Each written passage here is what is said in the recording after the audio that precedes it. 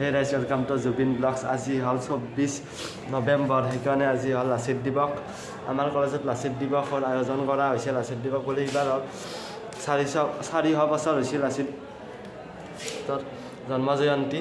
Cake balloon salon ধুনীয়াকৈ অনা হৈছে কলেজত। আপোনালোকে চাই লওক মোৰ লগত, আৰু মই আপোনালোকক দেখাই আছোঁ পৰিৱেশটো, আপোনালোকে চাই লওক। বোলে আপনি কথা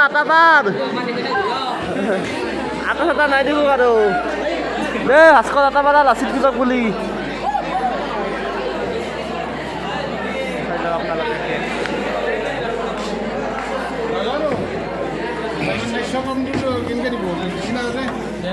লিখি দিছি ছাৰ।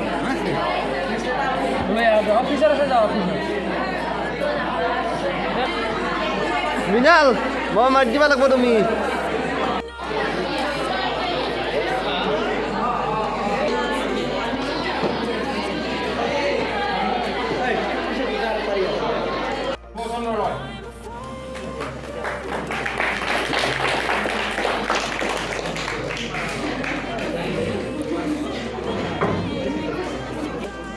মই সভাপতি আসন গ্ৰহণ কৰিছোঁ। আশা কৰোঁ তোমালোকে মোক সহযোগ কৰি সভাখন চলাই নিয়াত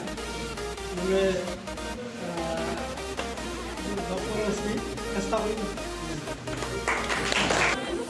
বীৰ লাচিত বৰফুকনৰ 400তম জন্ম জয়ন্তী বৰ্ষ উপলক্ষে উদযাপিত হোৱা আজি উদযাপন সমিতিৰ সভাপতি মহোদয়, ক্ৰমে আমাৰ এই মঞ্চত উপস্থিত মোৰ সহকৰ্মীবৃন্দ, আৰু লগতে মঞ্চৰ কাষত সেনাপতি লাচিত বৰফুকনৰ 400তম জন্ম জয়ন্তী উপলক্ষে আজি হ'ল আমাৰ উদযাপন কৰিবলৈ আমাৰ অসম চৰকাৰে দিছে, আৰু সেয়ে আমি উদযাপন ওলাইছোঁ।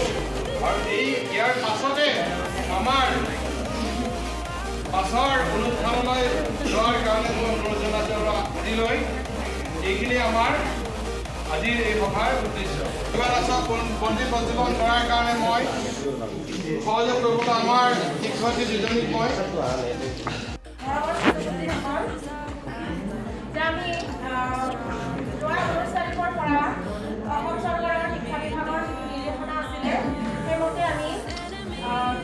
লাচিত বৰফুকনৰ 400তম জন্ম জয়ন্তী পালন কৰাৰ কাৰণে যোগদান কৰি আছোঁ।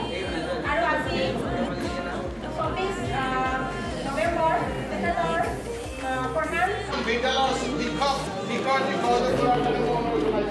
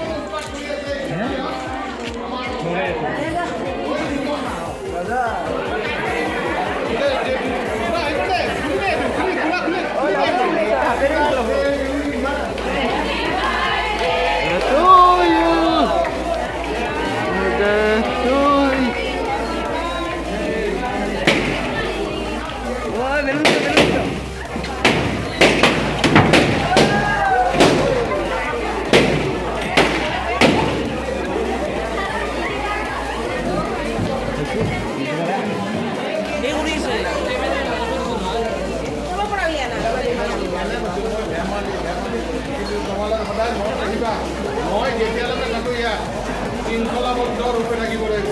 ছাত্ৰ ছাত্ৰী মই যিমান দিনলৈ মোৰ শৰীৰ থাকে বাকী আছে কৰাই নাই।